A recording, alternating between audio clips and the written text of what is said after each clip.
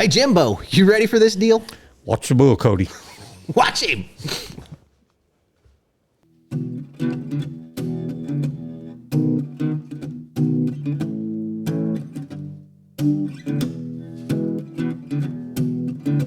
Old stories like long lost friends, rodeos and late night bends, history before our time, round pens and pasture rides, cowboys of the Osage.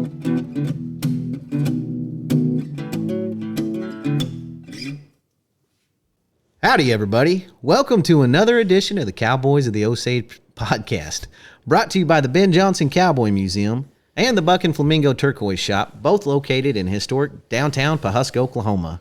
Hey, don't forget about Shorty's Cowboy Hattery, one of the best hats in the business, Oklahoma City Stockyards. Call old Shorty up, order you a new hat. Tell her me and Jimbo sent you. If it's good enough for Trisha Aldridge, it's good enough for Right? everybody else. If it's good enough to ride old Pantaloni's on, Yeah, that's right. it's good enough for everybody. Yeah, She does make a dang fine hat. yeah. No doubt about it. Hey, everybody, it's old Cody over here, and as always, I have my main man with me, Mr. Rodeo historian himself, just an all-around good guy, Jimbo Snively. Morning, Jimbo. What do we got going on today? Hey, Cody, boy, it's a great day in Osage, man. And Cody, we got Evan Allard with us today. He came over from Vinita this morning to visit with us. And he's a 3-time Freestyle national champion bullfighter, and he's worked the NFR, and he's got a lot of stories, and we're going to get into how he got started. What would make a seemingly sane guy want to fight bulls?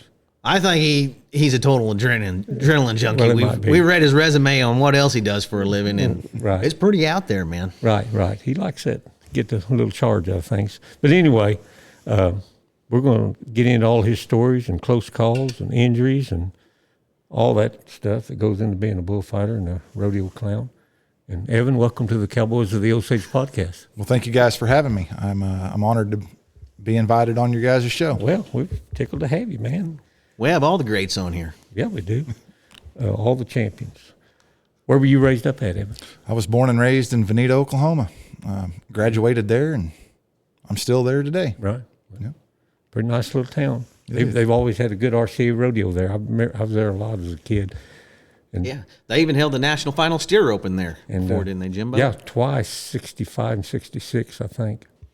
You know, I've said it on many podcasts, but if you want to go back to a rodeo grounds that's still an old-fashioned rodeo grounds from back in the heyday of rodeo, go hit Vinita. I mean, I think they still have wooden stands over there, part of it, and it's all downtown. It's really cool. It's just such a cool old rodeo grounds and has so much history to it. I mean, it was a big rodeo back in the day.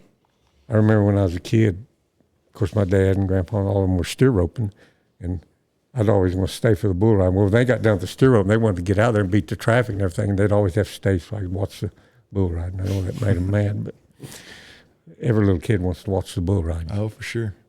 I grew up. That's what got me started wanting to fight bulls. Well, it didn't get me wanting to fight them, but I like to watch it. I was wanting to be a rodeo clown, you know, Right. because I that was my favorite thing. I remember, you know, that we'd get to stay out late on Wednesday and Thursday night and go to the rodeo and of course the weekend. But yeah, watching the rodeo clowns and bullfighters is what got in my blood right there at Vinita. Who were the guys you saw there growing up? Well, Gizmo was my favorite. You Yeah. know?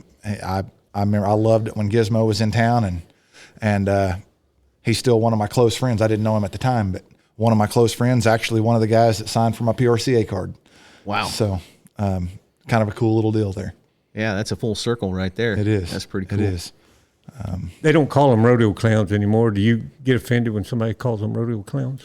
It does not offend me at all. The sport's evolved a lot. It used to be the same guys kind of entertained and done the acts and fought bulls in the bull riding, and it's kind of went to its own entities now, where there's bullfighters or cowboy protectors that sole job is to protect the bull rider when he comes off that bull, and then there's the barrel man or the entertainer that sole job is to entertain the crowd during the bull riding or during the breaks in the rodeo. You know, so you know what I grew up watching and loving and wanting to do and be was the entertainer and the bullfighter that done it all.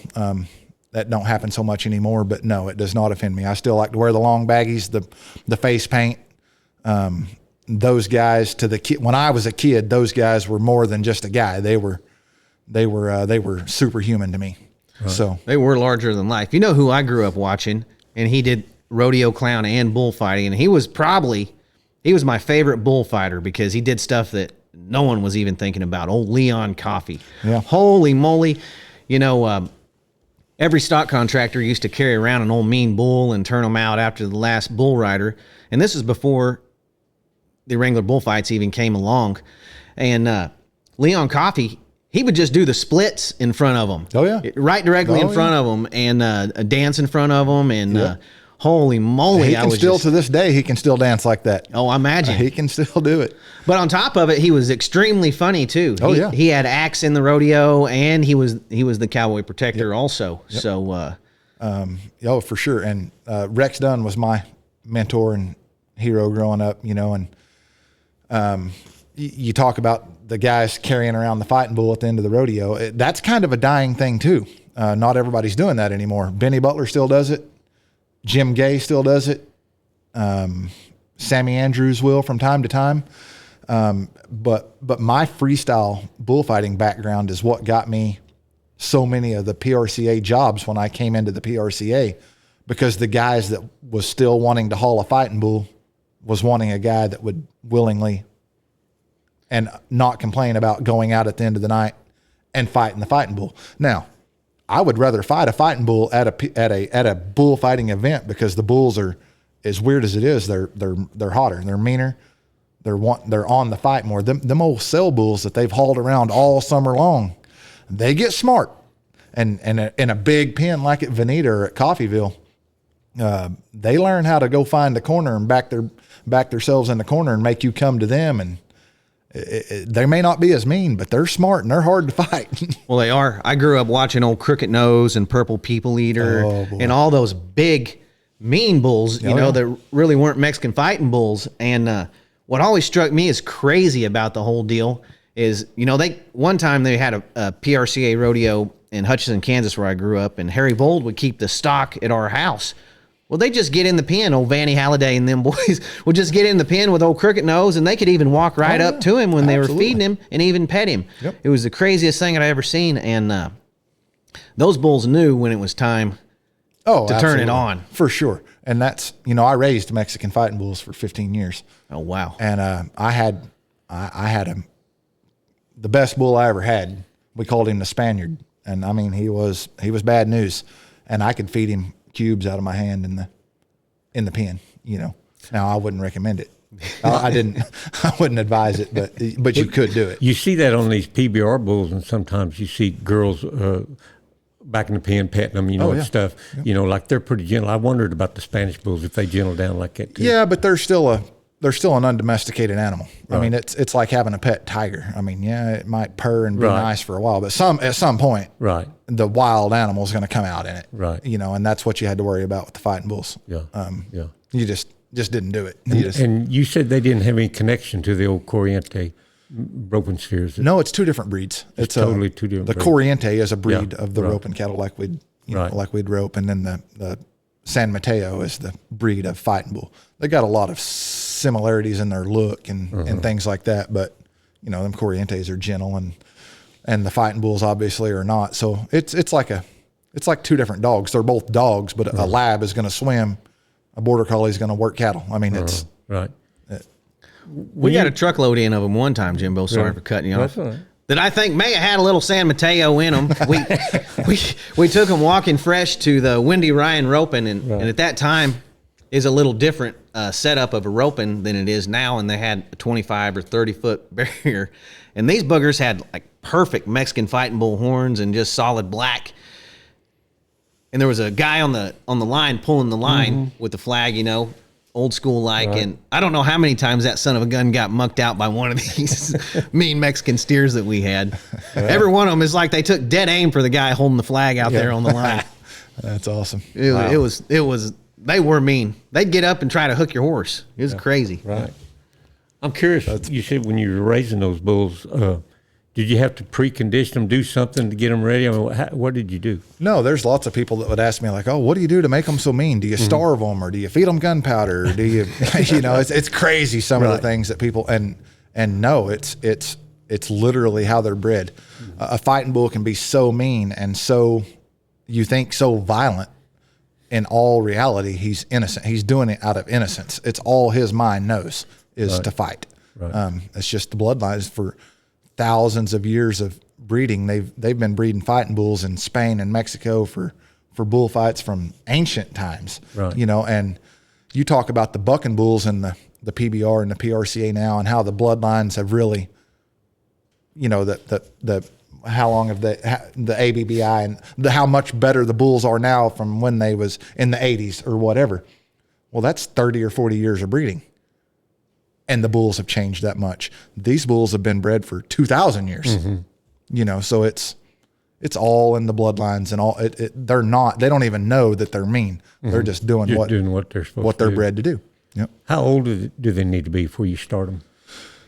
It's just like a horse. I mean, I didn't like to fight them before they were 3. Yep. I mean, you can fight them at 2, but you don't want to throw them on a truck and haul them to Utah or something. You might take them to a local event or something when they're little, when they're younger. But the older they are, the better they're going to take the road, the better they're going to, just the thing about it is you can get a real young bull. And we was talking earlier, maybe off air, but about like Cody Webster and Dusty Tuckness and those guys. Those guys are so good that if you take a young bull that's got all this potential and is so mean, they can break the spirit in a young bull. He fight once, maybe twice, and give it up. Yeah. Where if he's 3-4 years old, he don't lose that. He don't lose that fire if he gets beat on a little bit. Right. Well, I presume they're fairly handled pretty easy when you load them at the house, and then by the time you haul them to the rodeo and unload them, they get jobbed around, loaded in the chutes and stuff. They're kind of woke up and ready to go then, or yeah. I mean, it's just like anything. They figure out what you're doing. Yeah. If you keep them in groups, they handle pretty good. 3 or 4 or 5 in a group, you can kind of move them around. If one of them splits off by himself, better watch him. Yeah. The cows are the worst for me because the bulls got hauled a couple times a month. Yeah. So they kind of got into it. It was just, they figured it out. They handled a little better for the most part. The cows, you'd catch them once a year and worm them. I bet those cows, when they had new babies, you had to watch them, didn't it? It was like sorting wasps. Yeah. I can't imagine running a gate in by. I'd be on top of that gate. Right. You must have to have a heck of a set of pins to gather them and work them. Yeah. It's kind of sad. Like I actually have a perfect setup now. Like I've gotten older. I've made a little more money. Like I've got the setup to handle fighting bulls now. Back then, I was like, shove a barrel in that hole of woven wire. Right. It's changed a lot. That's great. Yeah. And when you're 19, 20, 22, 23 years old, nothing matters. I remember needing to catch bulls. We was talking about the old school rodeo grounds at Vinita and the old wooden bleachers. I used to put on an event at Vinita, a freestyle bullfight. And there was one old bull I had. His name was the Village Idiot, and it fit him well. Boy, I was sure wanting to take him. That's my nickname too around here, Jimbo. I've heard that. I was sure wanting to get that bull up there to town for the hometown deal, and I caught a big portion of the bull. Like, I had all of them I wanted but him. So I pulled them up into a smaller pen, and I left the big pen open. And I knew he would come up there, want to be with them at night, So I crawled in my semi and set my alarm, run a rope to the gate up into my semi, went to sleep in the sleeper, set my alarm for 2 a.m. When it went off, I pulled that rope shut, and daylight came. I had him. So I was, then the work began because I had to get him to town from there. But we had so many people coming to that event that those bleachers cratered and buckled, and they have all new wooden bleachers in Vinita now. Still wood, but well, at least there wood. And I like the way the sunshade came over. I mean, it's just this old school. It's looking, just cool. It's cool. One of the last of the old school that hadn't turned to aluminum bleachers around all the way around. And yet. it's such a big arena. Yeah. Which is awesome for the steer open. Yeah.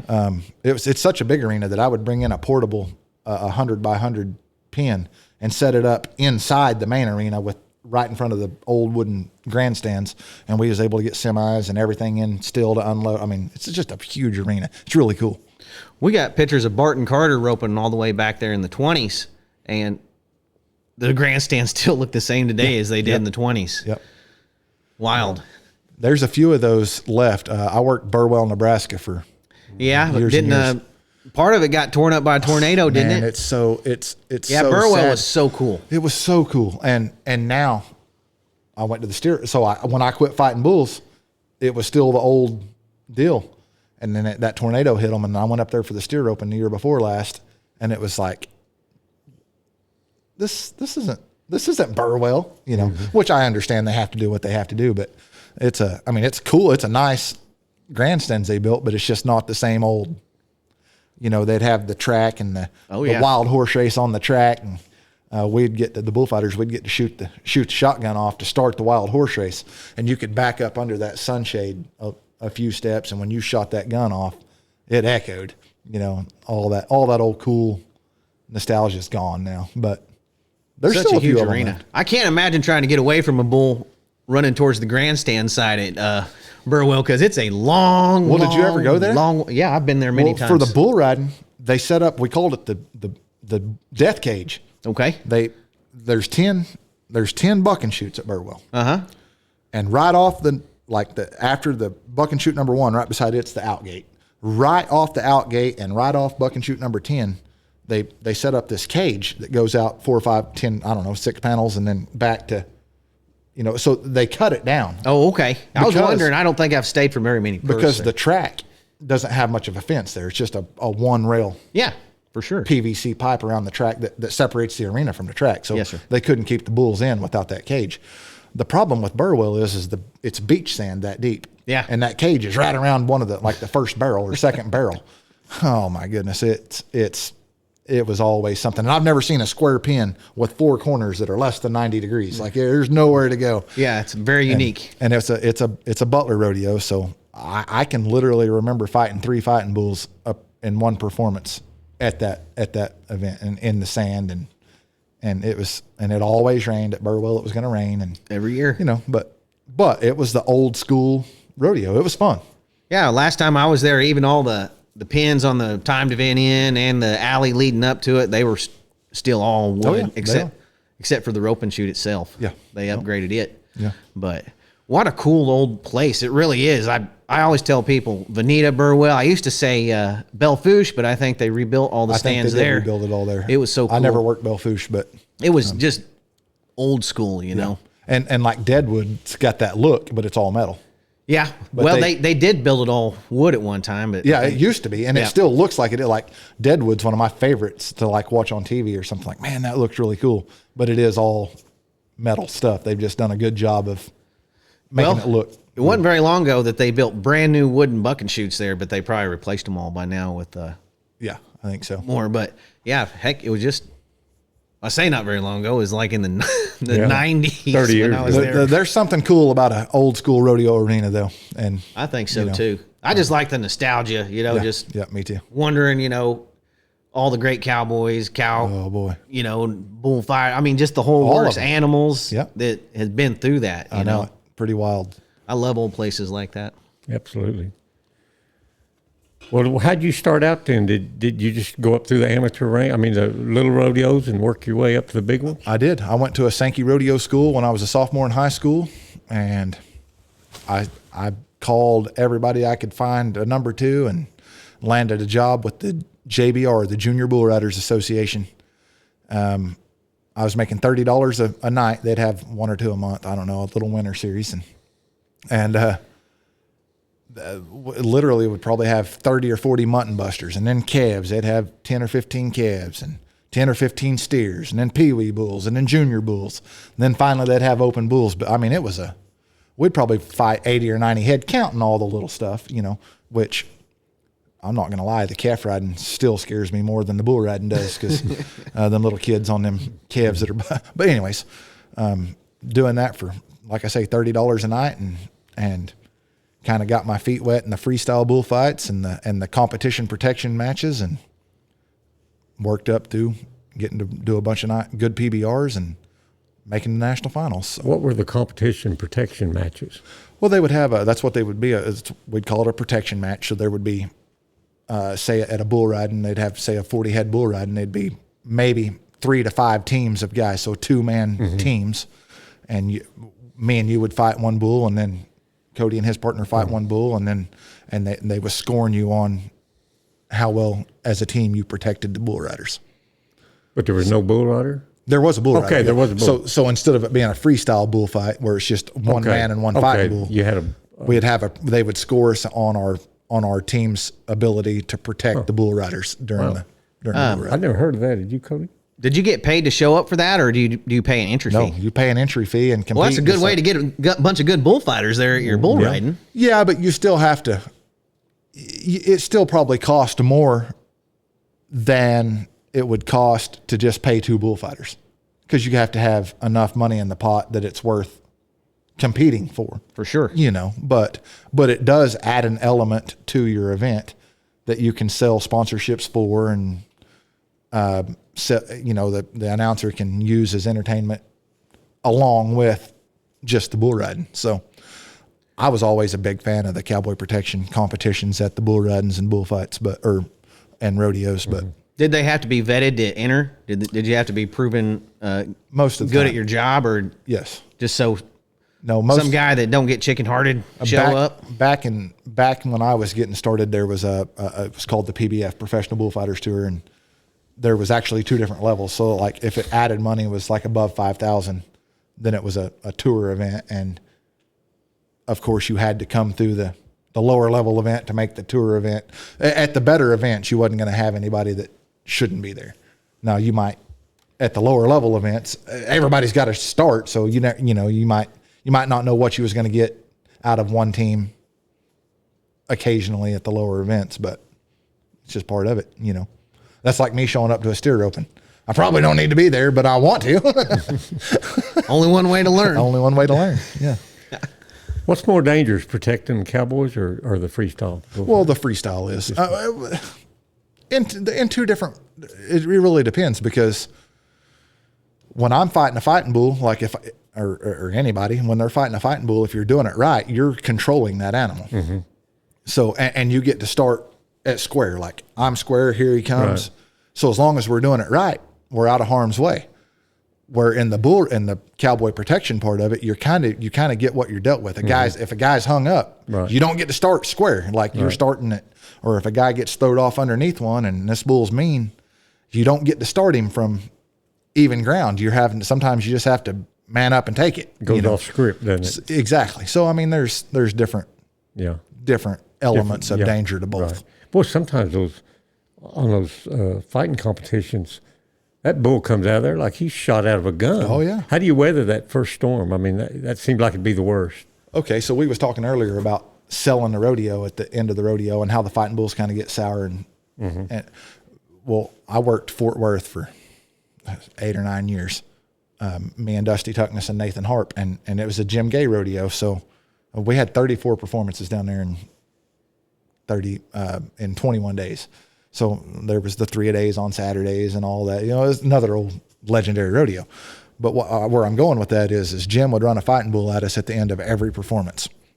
Well, you wanted to be the guy that started the fighting bull when he's coming out, especially these bulls that get a little bit sour, and you want to get him when he's coming at a full head of steam, because the next guy, because after you make a couple rounds and he runs to the back, now he's throwed his head up and he's getting smart, and the guy that didn't start him, the other guy, has to jog down there and dig it out of him when he's kind of getting sour and stale. So right. It's just 6 one way, half a dozen the other on what's more dangerous. Right. I would rather them come out 100 miles an hour and you can make your move on them. You use his speed against him. Okay. If that makes sense. At the same time, if you don't, it hurts a lot worse when he hits you. Right. So, right. Yeah. Are the big native crossbred bulls, are they harder to fight or easier to fight? Or to me, I always liked them better, but they are more intimidating. Yeah. because they are bigger. They're 500-600 yeah. pounds bigger than the Mexicans are. Yeah.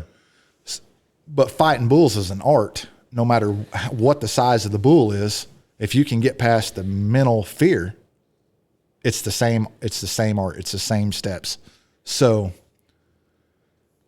it's crazy how much a bull's reputation follows him, because you would see these guys that come in that were, boy, on a young 3-year-old bull that never been fought before. Boy, this guy's awesome. This guy's amazing.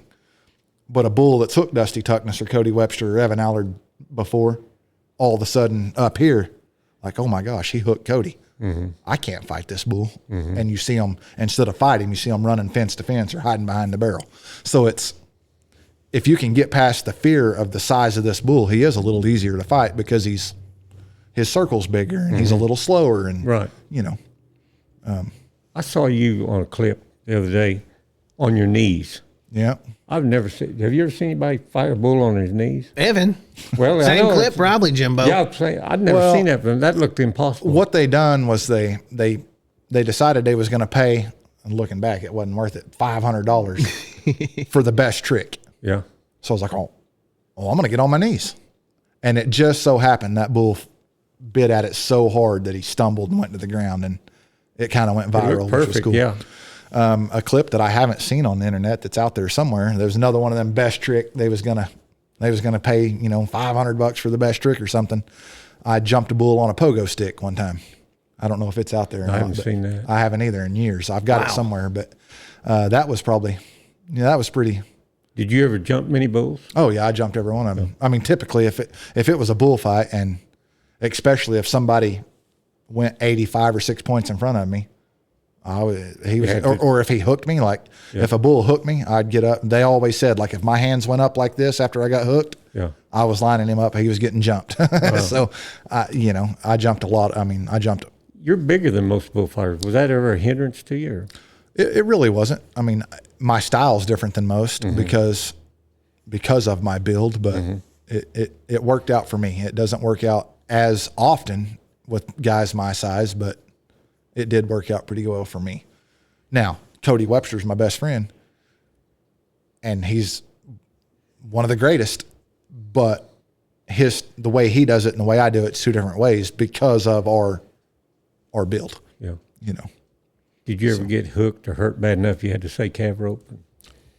I got knocked out in the pen one time, and the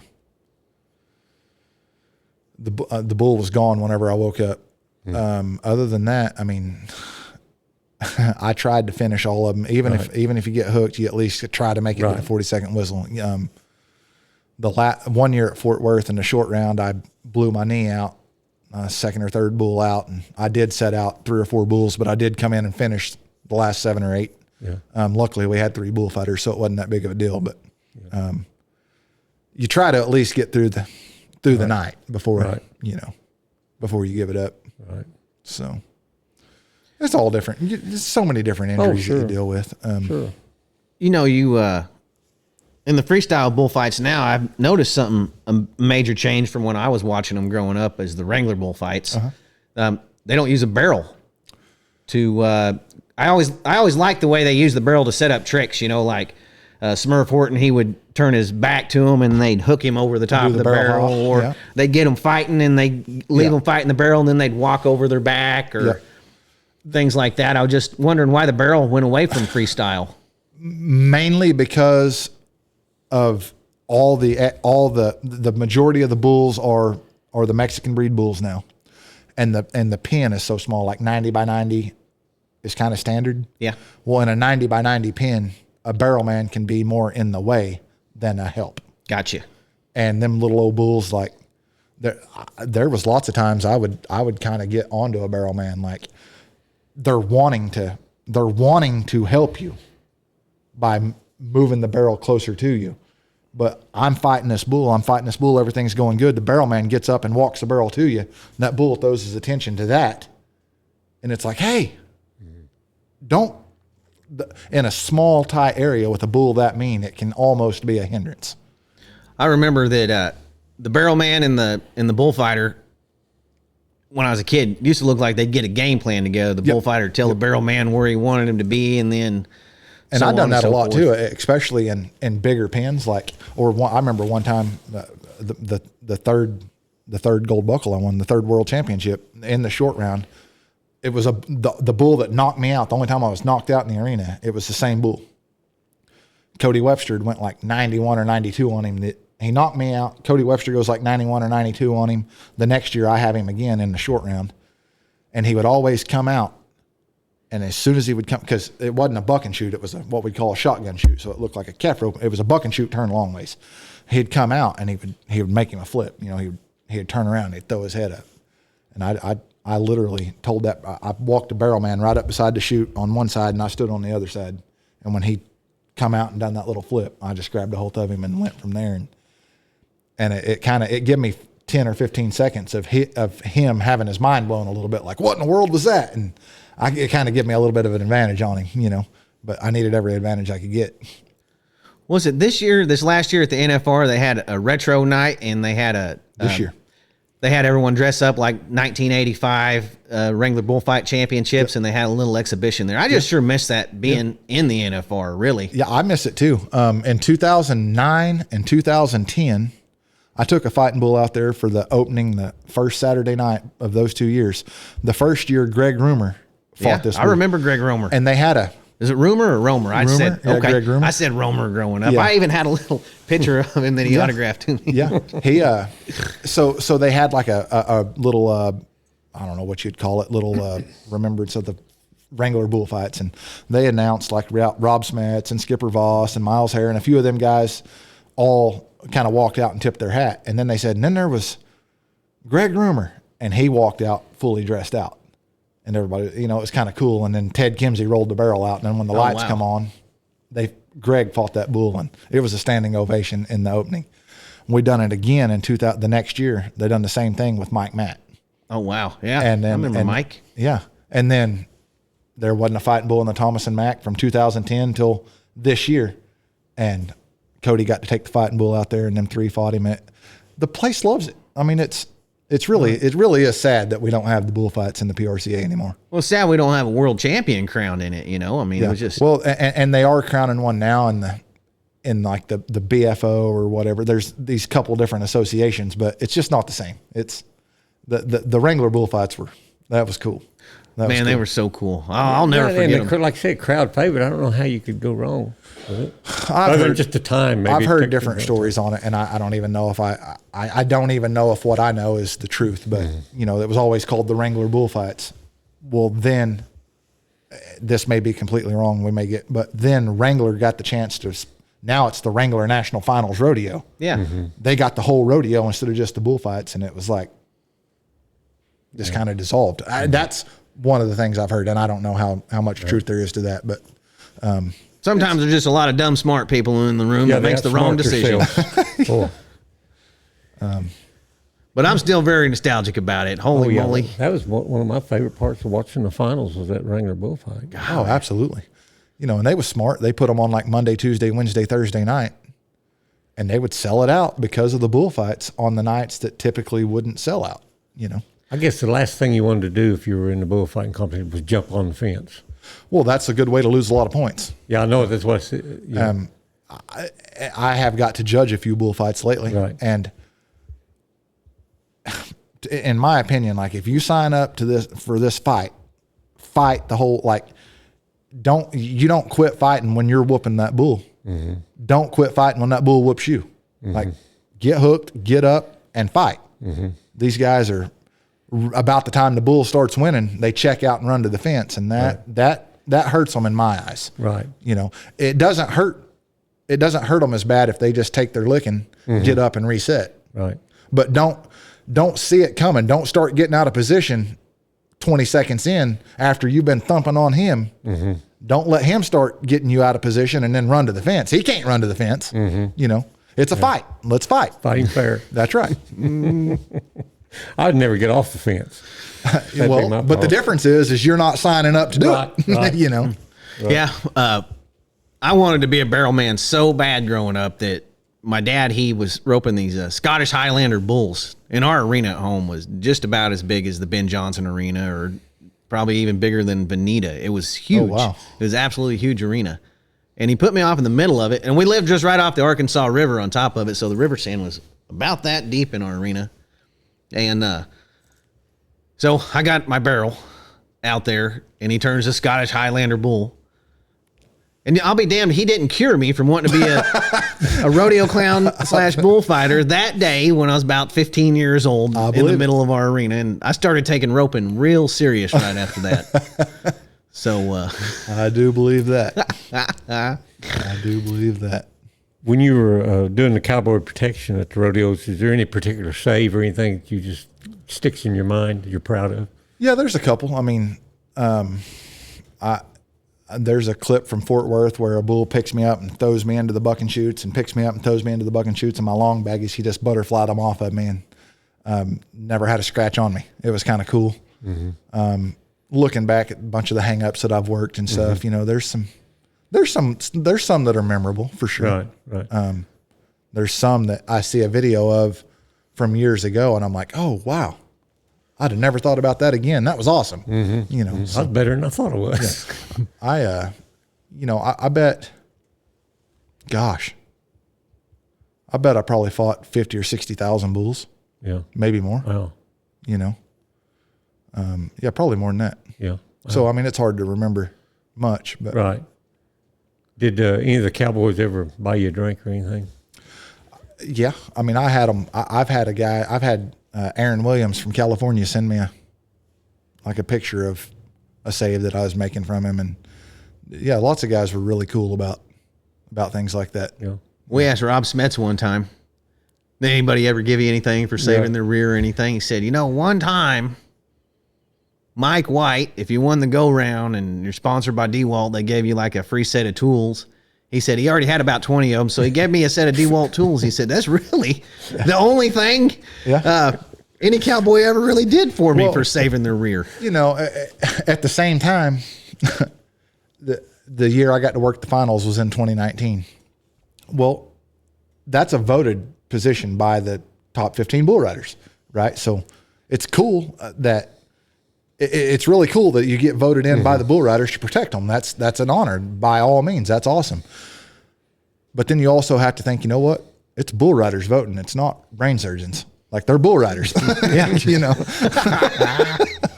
So, what was it like? Oh, excuse me, Cody. Well, I was just going to ask him, he got his card, you said in 2015. Uh-huh. Boy, howdy, you really rose through the ranks fast, it seems like. Yeah, but you were already. I had such a reputation in the freestyle bullfighting and the PBR before I went to the PRCA.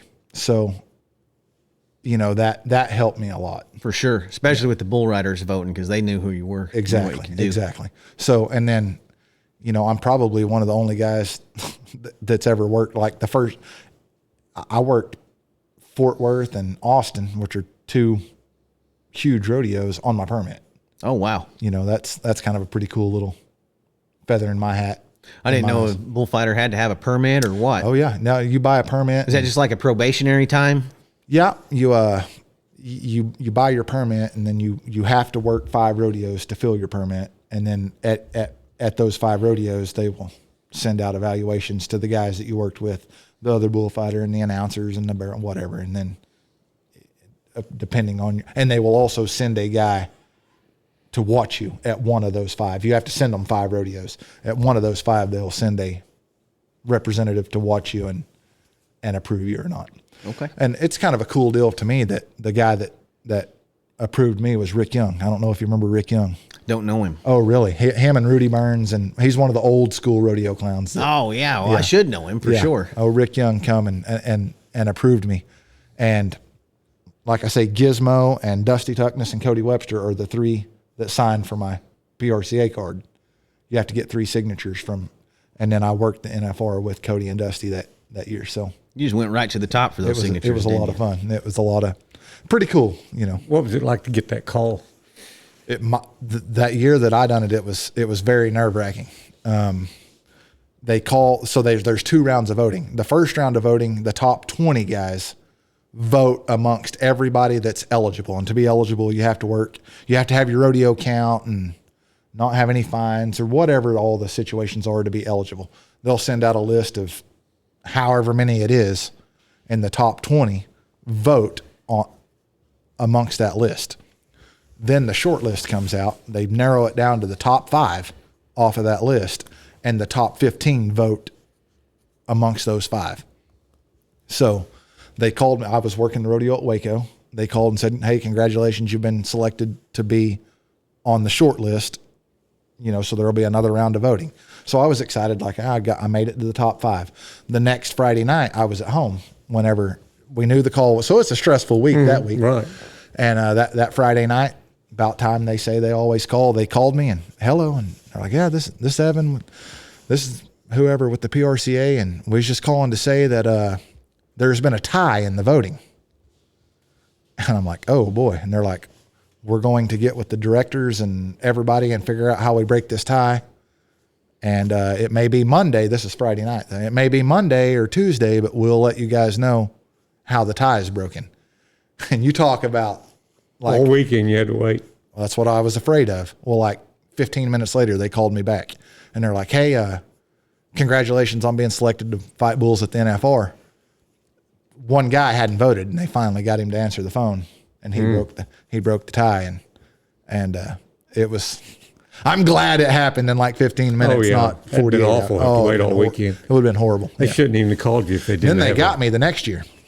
The next year was the COVID year, so it was the year it was in Texas, and I made the short list, and then the second round of voting comes out, and she called me. She's like, "This is so and so with the PRCA. Is this Evan?" And yeah.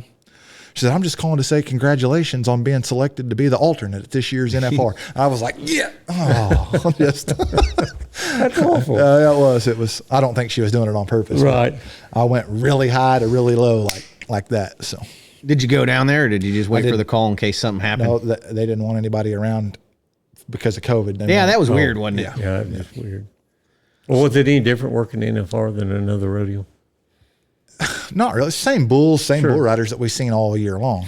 It was cool walking down that tunnel, and it was like it blows my mind how fast they buck 15 bulls in that arena. Like it happened quick. So like the third perf, finally somebody had to repull, and I could kind of stand back and like look at it like, wow, I'm here, Jimbo and I they're hoping they build a new facility just right downtown on the strip, so you can just walk from wherever you're at, hit the finals, and you just walk right back out into the casinos and start having fun. Yeah. We're looking forward to that day for sure. Those cab rides to the Thomas and Mack, that cost them a lot of precious gambling time out there. Boy, it does. It's an hour each way in the traffic. Oh, no. Well, they're building a baseball stadium there where the Tropicana used to be.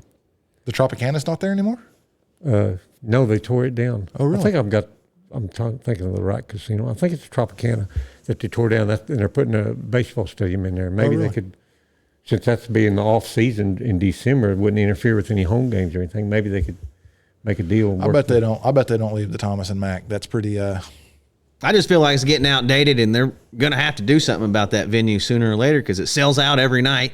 Yeah, they could probably get another 15,000 people in there. Easy. I mean, and, keep them closer to the casinos, everybody, because that's really what Vegas wants at the end of the day. They want the rodeo to get done and get you back out having fun. Yeah. And if it was closer to the action, I don't know about all I really that. think it'd be better. I mean, the Thomas and Mack is so nostalgia, but it's getting some age on it. It is. I mean, the finals has been there since 1985, so I don't even know how long, how long that before predates. that? Yeah. Right. I just feel like the campus is probably needing an upgrade. Everybody's needing an upgrade. Right. Let's make this thing bigger and better. Let's fit more people in there. It's a cool deal. It was it was a lot of fun. It was, anybody that's ever roped a dummy in the garage as a kid, they didn't dream about doing it at Vinita. Right. They dreamed about being in Las Vegas. Oh, well, I used to go through the whole season. I'd make a stop in Vinita. And then, I'd go on, wherever. Cheyenne. Obviously Cheyenne. After Pendleton, we had the finals. I mean, I do it all like I'd have the 30-foot score at Cheyenne and walk up to the dummy. Absolutely. And holy moly. And if you missed a couple, you didn't make the finals that year. Right? Yeah. Right. I've played all those games. Me too. And you know what's fun?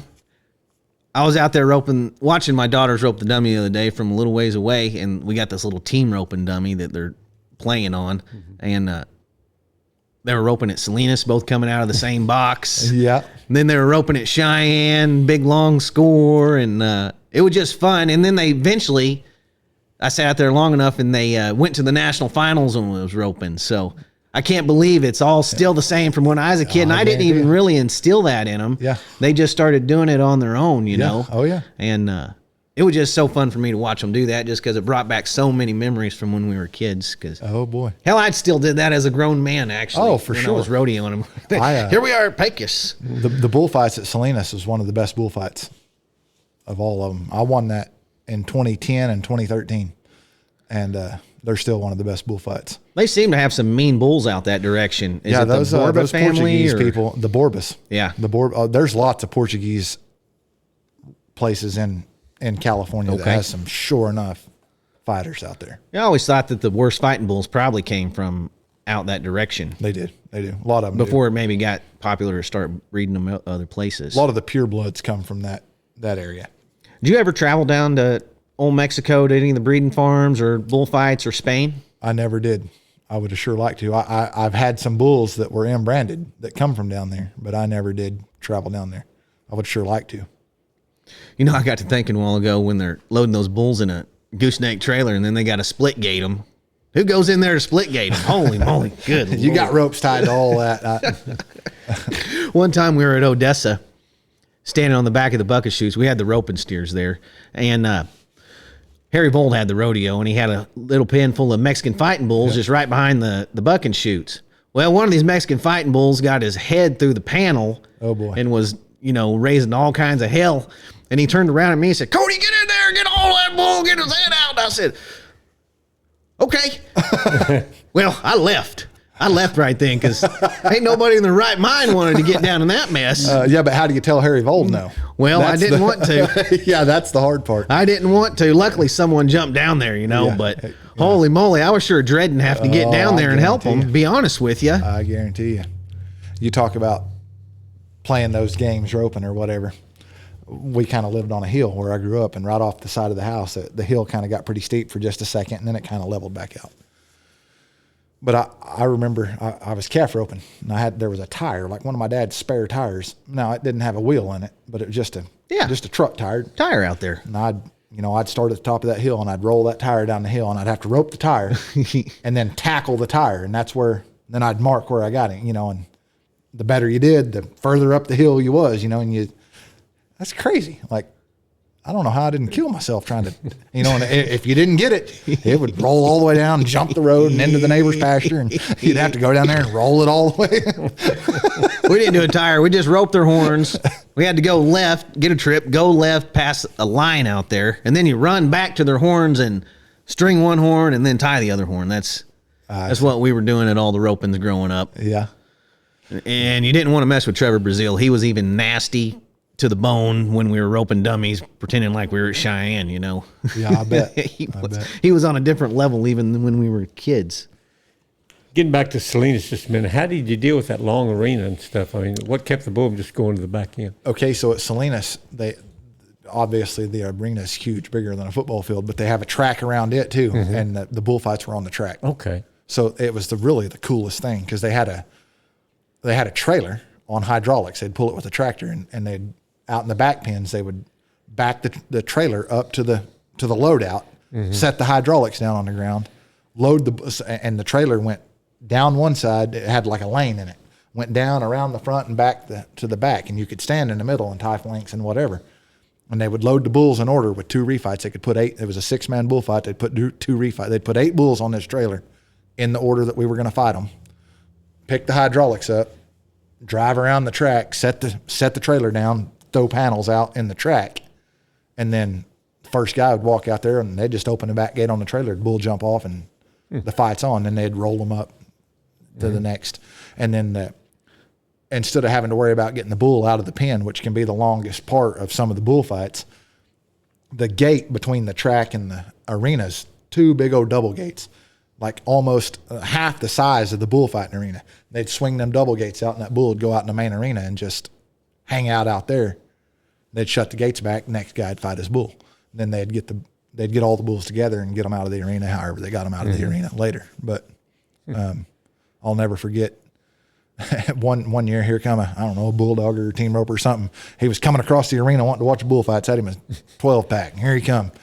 And one of them fighting bulls out in the arena that we had done fought got him down, mauling him down. Doug Frisani, you remember Doug Frisani? I know who he is. Doug Frisani runs across the arena to help him. Now one of the other ones is after him. Like there's just a mauling and bullfight going on in the main arena while we're having. It was great. You know, Cheyenne used to be kind of the same way. They used to do the chuck wagon races, and then they'd set a Wrangler bullfight arena up on the track.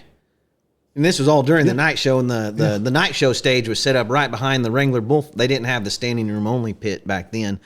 They used the track for Wrangler bullfights, and then they'd run chuck wagon races. Then they'd Wrangler bullfight right on the track, and then whoever was singing that night would sing. Yeah. Because I used to love going. Half the time I left before the singer came on, just because I went to watch the Wrangler bullfights. Yeah. Was that a Vold rodeo back then? It was a Vold rodeo. Yeah, Harry so. Vold had it just until a few years ago. Yeah, Stay Smith has it now. Yeah, Stay Smith. But I didn't know back then. I knew it was one of them guys. But yeah, he had it since like way back in the day, 60s or something.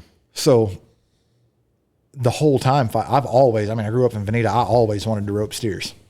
And that's always been a passion of mine, but I didn't know anything about it, you know. And once I quit fighting bulls, I was like, well, I'm gonna start this now. And so that's how kind of the steer roping come about. But at all the rodeos like Burwell and different places that had steer roping, I would like, that's what I was focused on during the rodeo, was kind of the same deal. Like I wanted to go watch steer roping. Don't you have some steer roping in your blood? I do, and I didn't even know that back then. Yeah, my grandma's brother, my great uncle, is Tim Prather, and he won the average in 1969 at the finals. Was that in Vinita that year, or where was that? No, that I think it was probably either Pecos or McAllister. Pecos No, or McAllister? it was it might have been Pecos. I think it's Pecos. Might have been. Yeah, Pecos was 69, 70, and then 71, 72, they came back to Pahuska. Gotcha. I've heard a lot of the guys, my grandma talks about it all the time, but I've heard a lot of the guys, especially the older guys, talk about the OS roping. You ever? Mm-hmm. Yeah. That was Jim Prather. That was Jim Prather that put it on. That's an uncle of mine as well. And then Rex, there was a Rex Prather. Rex is still. I actually bought a horse off of Rex. I didn't ever talk to him about it. Bob, he was out at Bob Jones's house. Bob was keeping him, and it was an old yellow horse, and I was just starting to rope steers. He was like 18 years old. Candy was his name, and I bought him. And Tim and Jim and Rex are my grandma's brothers, you know, so I don't see them that often because they're all, well, Jim, I never met Jim, but Tim and Rex are, one's in Fredericksburg, and Tim's in Fredericksburg, and Rex is in Post still. Yeah. But I'll see them occasionally. Yeah, What do you know about that OS Ranch roping, Jimbo? Well, it was a big booger back in the day, Post Texas. I've always heard how big it was and how fun it was, and yeah, it was out there on that ranch, and they had a big barbecue, and I never was there. Joe roped in it a few times. I think it came along after my grandpa had quit, but it was a big deal down there, and they really put on a big feed and everything. It just seemed like it's kind of out in the middle of nowhere, you know, the pictures I've seen of it. Those programs they had were pretty unbelievable. Didn't they have like a painting of each guy or something in the program that someone did for the art show? Yeah, they had a big art show down there. I do remember that. I've seen a bunch of the scrapbook stuff that my grandma has of a lot of that. But it was probably one of the biggest invitational ropings of its time. Yeah. And it paid a lot of money, too. Big entry fees, and I think they added a lot of money. And it was just a real prestigious roping to win. Yeah. One of the biggest in the day. It would, if it was still going on now, it'd probably still be one of the biggest. It's just such a crazy, we've been talking about fighting bulls all this time, and I don't know how many times I was 90 or more. Like I've been 90 points on fighting bulls my whole life, and it's like, oh, that's awesome. I tie a steer in 16, and I'm like, that's awesome. Like what? It's so crazy how hard that is. Evan Rope's pretty good. I watched him at Claremore the last few years, and he's been tying a lot of cattle down. Yeah. I'm getting better, but it's so crazy. I mean, when I started, it was like the same guy that could jump a 1,900-pound fighting bull was struggling to ride his horse out of the box. Like it's different, you know. It's a. Well, I had another friend that's a bullfighter, Anthony Moore, and he started roping steers, and he couldn't believe how how hard it was to rope steers, you know, and so many things that could go wrong. I guess Clem McSpadden would say the intangibles that can happen. They're just one legal head catch. Steer could land on either side. Plus, you got to get out from underneath that rope. Yep. A lot of people don't realize you're actually trapped on your horse, you know, unless you get your leg out real fast. You got to learn how to get your leg out of from underneath a rope that's literally pinching your leg off, you know. It's harder with these little cattle because you're not getting the jerk. You used to get on bigger cattle, you know, and you get your leg out in between jerks really easy. And now on a good horse, you're not getting any jerk on these little cattle, you know. I learned how to get out as trapped as you could be, just in case it ever happened, or if I needed to help my horse a little more. I tore the ACL in my knee the first roping I went to, so down at Panhandle, Texas. S.E. Mayo put it on, and so I had to get one of those, what they called at that time, a Joe Namath brace. Oh, yeah. And I wore that, and boy, that thing get hung up once in a while. You sure didn't. It was hard to get out from under it if you ever got hung up. I spent a lot of time in Tandy Freeman's office, you know, and he's got that brace hanging in his office. It's kind of, or, you know, it's kind of neat. Old Joe Namath's knee brace. Yeah, it was developed in New York for Joe Namath. Yeah. Hey, if you ever get trapped in the rope, let me give you a little piece of advice here. The feeling that's natural for you is to pull up on your saddle horn to take your leg off. But if you're trapped on a steer horse and that rope's over the top of your leg, you actually probably need to push on your saddle horn. And once your ankle's out from underneath that rope, if you're pushing on the saddle horn, you just straighten your leg and it pops out. But that's where my brace. But if you're pulling on your saddle horn trying to straighten your leg, you just get in way more of a bind, and it just doesn't work out. And you'll probably end up right there by your horse's shoulder once you get out and then fall on the ground. But push on the saddle horn, don't pull. Once your ankle's out, push on the saddle horn, straighten your leg. No matter how tight that rope is, your leg will come out. Yeah. So I was fortunate. I went a lot of miles with Anthony Moore, and I always enjoyed them. And when I was first getting started in this, he is the one that had mentioned you and your family and whatever about talking to, but I didn't know anybody, you know, like, well, okay. You're in a good area for it up there. Oh, yeah. I was very, very lucky that, Justin McKee was at Fort Worth one of my last rodeos, and I told him, I'm like, as soon as I'm done with this, like after Lubbock, I'm done fighting bulls, and I want to start roping steers. And he gave me Shorty Garton's number, and I didn't know Shorty from nothing, you know. And man, between him and then I made good buddies with Coleman. I've always been friends with Coleman, but between Shorty and Coleman and a lot of the Jess Tierney and the guys that have really taken me under their wing, man, it's helped me a lot in this sport. So feels like slow progress, but when I watch videos today from videos then, I'm like, definitely have gotten better. Sounds like he's got it going on. He's got a true legend in his corner there helping him out. And then Coleman Proctor and Jess Tierney. Well, Jess just won the average at the national finals, and Coleman's going to go in the Hall of Fame as probably one of the best ropers that ever live and nicest guys. Yeah. I imagine he can help a guy. Oh, my goodness. The help that... Sounds like whoever the guys that signed his card, Gizmo, and all those guys, he's got the top of the line helping him out. I've been very fortunate in my whole career with the friends and the allies that I've had, and that's what you need in life, you know. So I don't get to rope as much as I would like to with my crop dusting business I got, but that's you got to pay the bills first. That's crazy. So, how long have you been a pilot? I got my license in 2017. Okay. And then I've been spraying since 2019. So I operate out of Coffeyville, Kansas, and it keeps me really, really busy. So in the summertime, I don't get to go to many of the ropings that I thought I was going to get to go to when I started roping. Yeah. But that's all right. You spray a lot of Cerisa? Lots of Cerisa, it's crazy, like lots and lots of pasture, which most of it will have Cerisa in it. Mm-hmm. I spray lots of wheat and corn and beans, and then pecan trees, and you never know what you might spray. I've sprayed. Can you kill a pecan tree down in the bottom? No, not really. That's what they're hard to kill. Yeah. But I'm spraying pecan trees that they're harvesting. For the bagworms and the weevils and stuff like that.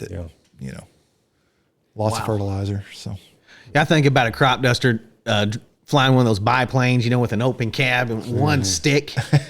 That's what they used to fly growing up when I would see them growing up, and I suppose the airplanes have changed a little bit since crop dusting. You still got one stick, but the just one stick, huh? Yeah, Wow. it's just you got 2 rudder pedals and a stick, but the technology in these planes. You're using GPS to line you up. Oh, it's amazing. When I was a kid getting out of high school, they still use those flag men, and boys with a flag with a big old stick. And that pilot would fly over them, and they had so many steps, they'd move over. You'd get to the end, and one guy's still 40 yards from the fence. I've always wondered how healthy that was. No, the GPS. Now you still have to hand fly it across the field, but you got a computer in there that you program everything. But you got a light bar out on your hood, and so you're flying, you're looking out, and it'll light up if you need to move over or whatever. And how many times you had your butt ate out for killing somebody's garden or something? It's happening right now. It happens every year, and most of the time, if it's somebody's garden or something, they, I get it. Like they're mad, and that's what we got insurance for, kind of thing. Right. But surprisingly, most of the butt eatings are literally nothing. Like, my wife was in the shower and you scared her and she slipped and fell. Oh yeah. Or, just stuff like, and I'll be spraying a pasture and literally have to pick my plane up to go over cows that's in this field. But I'm turning around down here, and a half mile past that, I run their cows through the fence. Yeah. It's like, or so they say. You're running my cattle through the fence. This is like, that's odd because I literally almost hit one of their other cows while he stood there and looked at me. It's people complain a lot, but that's just part of the business. I watched this one guy one time, and he was where I grew up in Kansas. Everything was sections, right? Just 1 mile, 1 mile, 1 mile, and there was power lines all the way around this section, and between deals, you could just see him just barely miss the power lines on both sides. Oh yeah. Anyway, I ended up knowing the guy and asked him, I said, what happens if you get tangled up in there? And he said, well, I got this knife deal. Supposedly, is going to cut the line if I get tangled up in it so I can keep flying. Do you got... There are wire cutters like on the gear, on the landing gear that, you wouldn't want to hook a transmission line. I mean, you're not going to cut through it. But if you catch a little line, where they'll get you is like a line that cuts weird through a field out to a barn or something. It's like, whoa, where did that come from? Right. Normally you'll cut right through one of them. Now, my buddy a couple years ago hooked one, and he got really lucky because he drugged like 40 or 50 foot of it back to the airport, like it attached to his plane, and coming into land off of the end of the runway that he was landing, you come over a transmission line coming into land. And luckily, if he would have drugged that wire across that transmission line, it'd have been bad news. Yeah. Luckily he missed it. But, I've never hit a wire, knock on wood, but I did lose an engine one time and have to land in the field I was spraying. And that got a little bit weird, but for the most part, went from freestyle bullfighting to crop dusting. What's going on here? And steer roping's the thing that's the hardest for me. That's the. Well, that's most people actually. This steer roping. Yeah. I don't know how many actual. Just so you know, like great ropers I've seen start steer roping because they wanted to get in the all around or something, and then it wasn't very long. They were just giving it up because there's just so many things go wrong. Even if you set the run up perfect, or they would win something in their other event 9 times out of 10. Well, something happens in the steer roping sometimes. I guarantee you. It's a humbling game. Well, hell, all a rodeo is for sure. Well, yeah, no doubt about it. For sure. But steer roping, I have seen humble a lot of actual good ropers and good cowboys. To me, the two most I've been on only a couple broncs, but a really amazing bronc ride and a really amazing steer roping run makes you think, I can do that. And it's not that easy. Yeah. Like I can do that. That would look so easy. That looks so smooth. Yeah. Up until recently, just no more money than a steer roper won throughout the year. It probably looked a lot easier on paper and thinking about it than it actually is. And then finding a decent horse. I mean, that's a pretty tough deal, really. It is tough. It always has been. And I'm sure it's probably getting harder because this is just my opinion. I haven't talked about this to anybody, but back in the days of, Tim and Rex Prather, people was using horses every day on the ranch. Yeah. Today, there's not as much of that going on. And to me, a good steer horse is one that's been there, done that for 15 years of Well, I totally agree with work, you. you know. Well, you can see it now in how long a steer horse lasts. They used to last till, you know, they teach a few people after a guy got done rodeoing on them how to rope and enter steer opens. Now you don't see too many of the old campaigner horses around just because they probably don't know how to take care of themselves as good, you know, as being worked on out in the pasture every day. And Yeah. I mean, that's just my opinion. yeah. Well, that's our opinion too. Miles on a steer horse is worth a lot. Yeah. It's worth a lot. It is. For sure. If you were making a Mount Rushmore of rodeo bullfighters, who'd you put on it? Four names. Freestyle bullfighters or Or just whatever. Doesn't matter. Rodeo. Doesn't matter. Rodeo, whatever. Who you think needs the 4 names that need to be on it? Cody Webster and Dusty Tuckness from our era, and gosh, that's impossible.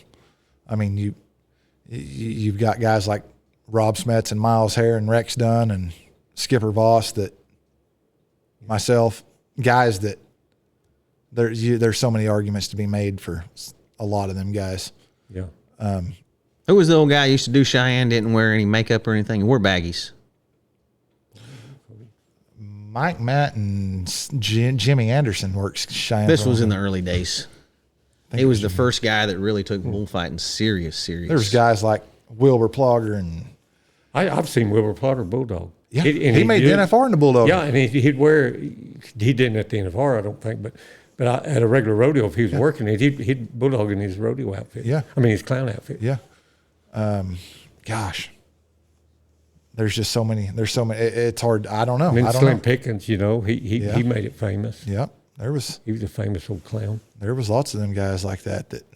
I don't know. That's probably an argument I don't want to have. Donnie Sparks, Ronnie. Bumblebee. Yeah, that's Jimmy Anderson, the Bumblebee. Yeah. Who's the guy that owns a bar out in California now? Such a great old bullfighter.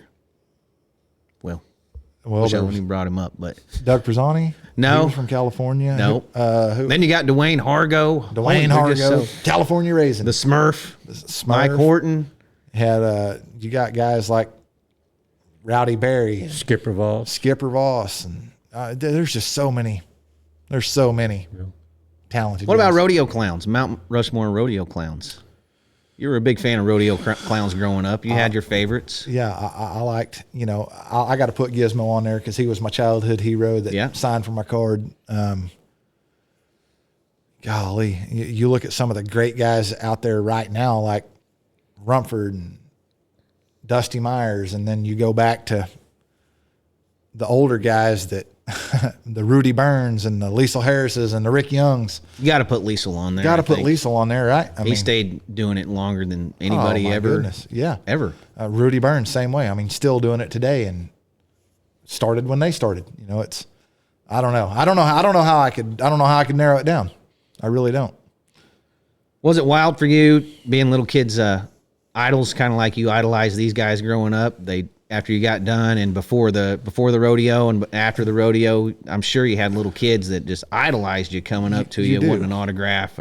You do. I mean, that has to be just wild because you had to follow those guys around growing up. Yeah, yourself. It really is cool, and that's what makes it easier to still want to wear the traditional stuff and spend the time signing autographs and stuff like that. Because I remember how bad I wanted that. You know, how bad I just wanted to meet that guy. You know who the grouchiest clown was growing up? Ted Kimsey, that sucker. You didn't want to go find him after the rodeo. Knock on his camper door. He's still kind of grouchy. He was kind of grouchy to all the little kids. Yeah. But he been a many miles and worked the biggest ones. What's stopping you from becoming a barrel man now? Do they make a barrel big enough for you? That crop dusting business. Yeah. I can't be gone 140 nights a year anymore. So Seems like some of the funny guys, they're making pretty good living now. Just got to burn that road up. golly, yeah. I mean, what a barrel man makes a night, 2,000 more, 2,500 a night. You know, it's crazy. And they're not carrying the axe like the guys used to carry. You know, the old car axe and the dog axe and things like that. Does anybody do an act anymore? Not very many. You know what? I used to love the cars. Yeah, the car like Ted had one, a little ambulance that came out, and Yeah, it was just Gizmo's got that ambulance. It's good. Quill Dobbs Leon had that. Coffey's got that car. That Does he? oh, Okay. yeah. You know, but you just don't. And so many of the rodeos anymore, especially the bigger rodeos, and some of that's changed with the Cowboy Channel and different things. They don't want to take a time and have like it's so production oriented. It's like we don't have 7 minutes for that act or whatever. So it's instead of an act, we're going to do a giveaway in section 9, row 13 or whatever it is. So he'll be standing there. Or you just go throw some pre-staged T-shirts out. Or yeah. A lot of the old traditional stuff's gone. You know, it seemed like when I was a kid, we talked about having a fighting bull for the end of the rodeo, but during the rodeo, they'd spend more time on a bull that was wanting to fight a little bit, yeah, you know. yeah. They wasn't just, now they're in such a hurry, they even rope them, drag them out if they don't want to get out of the arena quick. At Fort Worth, which it's a Rafter G rodeo, so I think for the contractor to be the primary contractor, you have to have a certain percentage of the stock. And I don't know. I'm sure at those big rodeos like that, it probably varies a little bit. But either way, Rafter G would have the majority of the performances. So their bulls and horses would be out more than anybody else's. And when it was a Rafter G night, you can bet Jim would hold the gate. Like a guy bucks off, you try to make a round with him or two before they open the gate to let him out. Yeah. Now, if it was a subcontractor night and it was somebody else's bulls, he wouldn't. He would let them out. But if it was his bulls, buddy, you could bet on it. I loved that as a kid. 3 or 4 of the 8 bulls. Right. I remember they used to.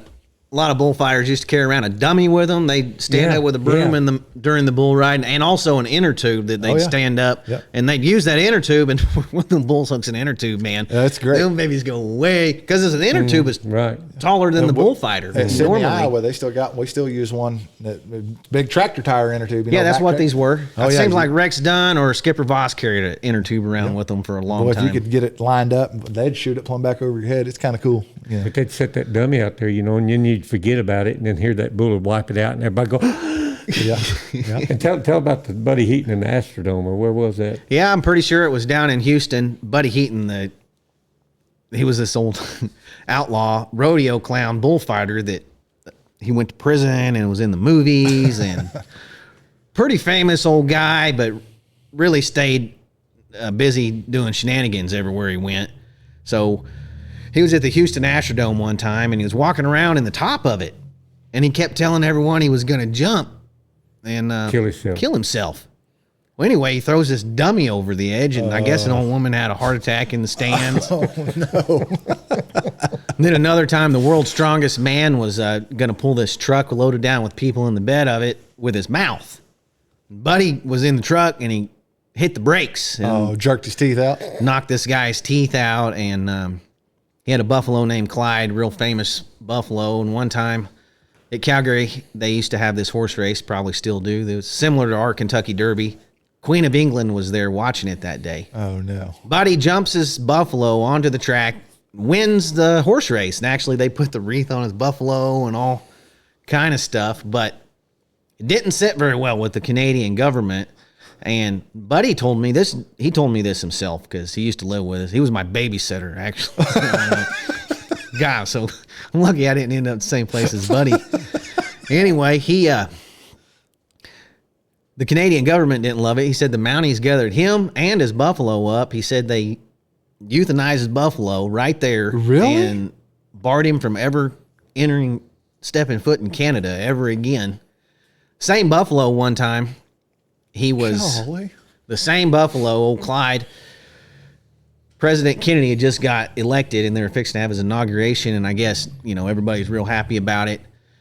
Anyway, Buddy wasn't invited or anything, but he went up to the inaugural parade, and he jumped his buffalo in the parade. Just snuck in, yeah. And he rode it right up to President Kennedy, and he had it kneel, and he took his hat off, and he almost got shot by the Secret Service that day.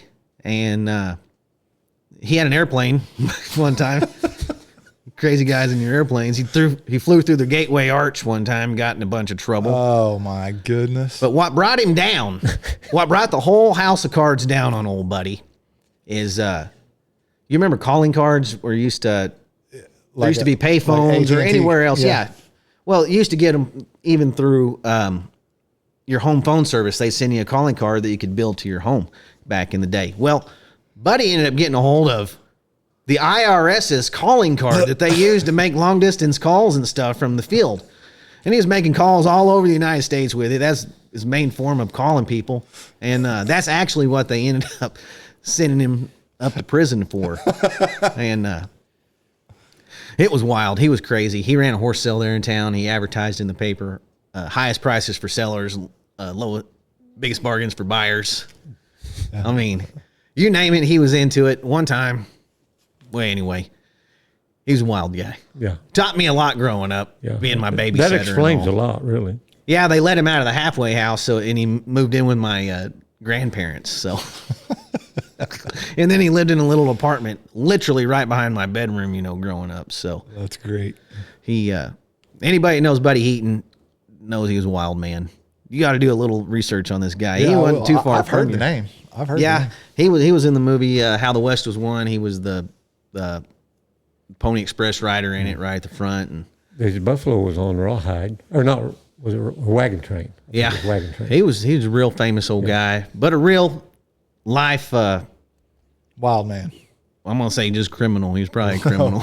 Outlaw. Yeah, he was a true blue outlaw. Yeah. He showed up at our house one time with he had a flatbed trailer and he had a bunch of wire panels tied into a cage, and he had a bear in this little makeshift wire panel cage he had, taking it to the exotic sale. So we talk about old Buddy a lot. Who was those cowboys that bumming a ride to Cheyenne or something with him that time? That was Jake Williams and his partner. Right. Remember, they got in with him, and before they got to Cheyenne, they got out. Yeah, so. First light where they could get out, they got out. Yeah, he was wild. One time he was selling tack, and this little apartment I was telling you about, I walked in it, and it was stacked from ceiling to floor with brand new tack and cinches and stuff like that. And later on that day, this fella named Harvey Miller, he was a tack trader, wanted to know if we knew where Buddy Heaton was anywhere, because he had wrote him a hot check for some tack. Uh-oh. And that was the last time we had to kick Buddy out after that, because he was bringing too much heat down on us. He was a bad influence on you, probably. Yeah, everything I know I learned from Buddy Heaton growing up almost. Just kidding. But he did teach me a fair amount of stuff that real useful stuff to have absolutely. in your vault. Well, shoot, man. I was so glad to learn that the term rodeo clown didn't offend you. No. Anthony, you tell Anthony he's a rodeo clown, and he'll want to fight you right off the bat. I'm sure there's a few guys that are that way. He told me it was from an old King of the Hill episode where they really ran rodeo clowns down and said dirty rodeo clowns, and that's kind of how the rodeo clown got so such a bad frowned on from the start. Yeah. He said it traces back to that King of the Hill episode one time to me. I'll have to call him on the way home. Yeah. I haven't talked to him in a while. Isn't he like working for the he's the OSBI or something? DEA. The DEA, yeah. I knew he was. He's a dog trainer. Yeah. Yep. He's really into it. Well, Evan, we appreciate you coming on today. I appreciate you guys having me. A lot of fun. We liked it. You got anything else for him, Jimbo? No, not really. Just thank him for coming over. And gonna go home and be careful flying that damn duster. When he was going through that Mount Rushmore, there are a lot of great names. That's one of the harder ones even for me to probably pick a Mount Rushmore out. To be honest with you. It is. Well, do you have anything else to do with rodeo now? You're just roping. Just roping. All right. Judging a few bullfights here and there, and that's about it. Well, good luck to you in this roping endeavor. I guess get ready for this once of a decade storm we're supposed to be having, huh? Wow. Woo-wee. Good luck to everybody south of us.